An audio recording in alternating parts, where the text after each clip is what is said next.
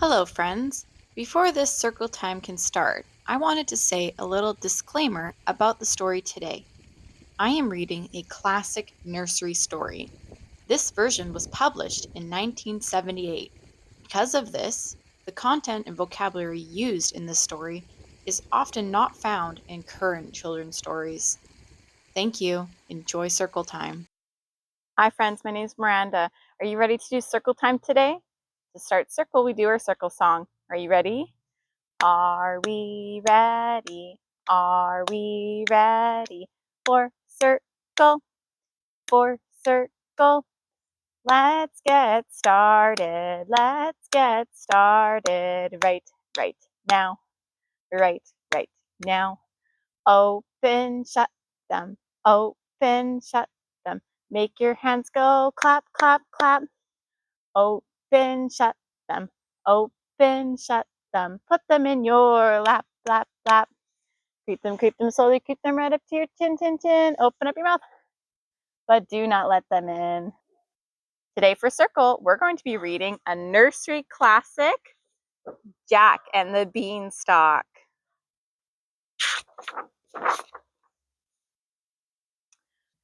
Once there was a poor widow who had only one son named Jack. He was good-natured and affectionate, but lazy. As time went on, the widow grew poorer and poorer until she had nothing left but her cow. And all that time, Jack grew lazier and lazier. One day, Jack's mother said to him, "Tomorrow you must take the cow to market. The more money you get for her, the better, for we have nothing left to live on." Next morning, Jack got up earlier than usual, hung a horn around his shoulder, and started out with the cow. On the way to market, he met a queer little old man. "Good morning, young lad," said the queer little old man. "Where may you be going with that fine cow?" "I'm taking her to market," replied Jack. "As if you had wit enough to sell cows. A bit of a lad that doesn't even know how many beans make 5. "Two in each hand and one in your mouth," answered Jack, with a quickness that would have made his mother proud. "Oh-ho!" laughed the queer little old man. "Oh-ho! Since you know beans, suppose you look at these." And he held out his hand filled with rainbow-colored beans. "I'll give you all these for your cow." That would be a good bargain, thought Jack. So he traded the cow for the beans and hurried home. "Look, mother," he said gleefully as he poured the beans into her lap. "I got all these pretty beans for the cow." "You stupid boy," she cried. "Now we shall have to starve." And she flung the beans out the open window.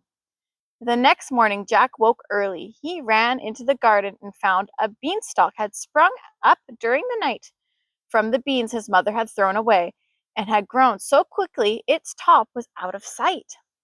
Jack began to climb, and he climbed, and he climbed until he reached the top. He stepped off into the sky and walked until he met a beautiful woman with a face like a star. Now the lady was a fairy, and she knew what Jack was thinking, and answered him without his asking any questions. She told Jack he was in a country that belonged to a wicked giant. This giant had killed Jack's father and stolen all of his gold and precious things. Jack had only been a baby at the time, and his mother had been too sad even to talk to him about it. "If you and your mother are ever going to be happy again," said the fairy, "you must punish that giant." She whispered in Jack's ear, telling him what to do. Then she left, and Jack walked on. Towards evening, he came to the door of a castle. He blew his horn, and a cook, as broad as she was tall, opened the door. "I am very tired and hungry," said Jack politely. "Can you give me supper and a night's lodging?" "You little know, my poor lad, what you ask," she sighed. "A giant lives here, and he eats people. He would be sure to find you and eat you for supper. It would never do." And she shut the door. But Jack was too tired to go another step, so he blew his horn again. And when the cook came to the door, he begged her to let him in. She began to cry, but at last let Jack into the kitchen. Soon he was enjoying a good meal and quite forgotten to be afraid. But before he had finished, there came a thump, thump, thump of heavy feet, and in less than no time the cook had popped Jack into the great oven to hide. The giant walked in, sniffed the air. Fee, fi, fo, fum, I smell the blood of an Englishman. Be he live or be he dead, I'll grind up his bones to make my bread, he thundered. You are dreaming, laughed the cook, but there is something better than dreams in this dish. So the giant stopped sniffing and sat down to supper. Through a hole in the oven, Jack peeked out and watched the giant eat. When all the dishes were empty, the giant bade the cook bring me my hen. She brought a much ruffled hen and put it on the table. Lay, shouted the giant, and the hen laid a golden egg. Again and again the giant shouted his orders in a voice of thunder, and again the hen obeyed, till there were 12 golden eggs on the table. Then the giant went to sleep and snored so loudly the house shook.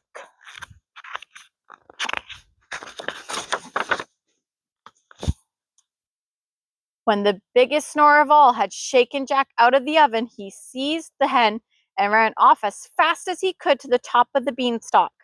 He climbed quickly down and carried the wonderful hen to his mother. Day after day, the hen laid its golden eggs, and by selling them, Jack and his mother might have lived in luxury all their lives. But Jack kept thinking about that wicked giant who had killed his father, and of the fairy's command. So one day he climbed the beanstalk again. This time he had dressed himself to look like a different person, as he did not want the cook to know him. And sure enough, when the woman came to the door, she did not recognize the lad she had hidden in the oven. Please, said Jack, can you give me food and a place to rest? I am hungry and tired. You can't come in here, answered the cook. Once before I took in a tired and hungry young runaway, and he stole my master's precious hen that laid golden eggs.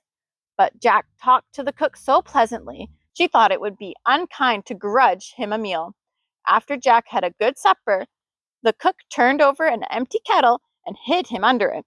And it was none too soon either, for in stalked the giant, thump, thump, thump, sniffing the air. Fee, fi, fo, fum, I smell the blood of an Englishman.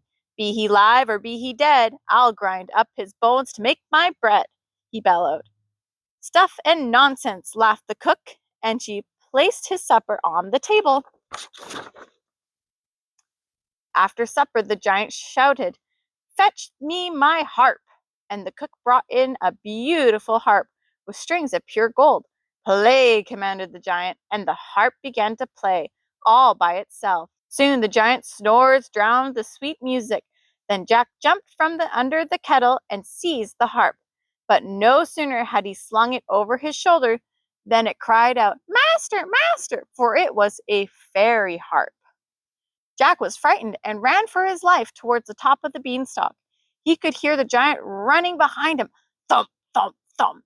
Jack reached the top of the beanstalk and slid down it as quick as lightning, calling out as he went, Mother, mother, the axe, the axe.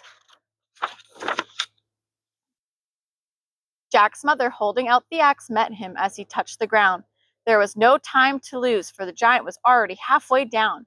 With one slashing blow, Jack cut the beanstalk. There was a crash, and the giant lay at his feet in the garden.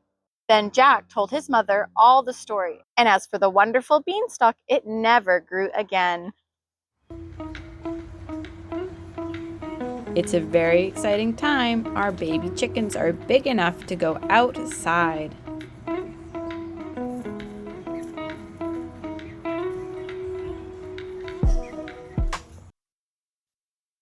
Thanks for joining Circle today, friends. See you next time.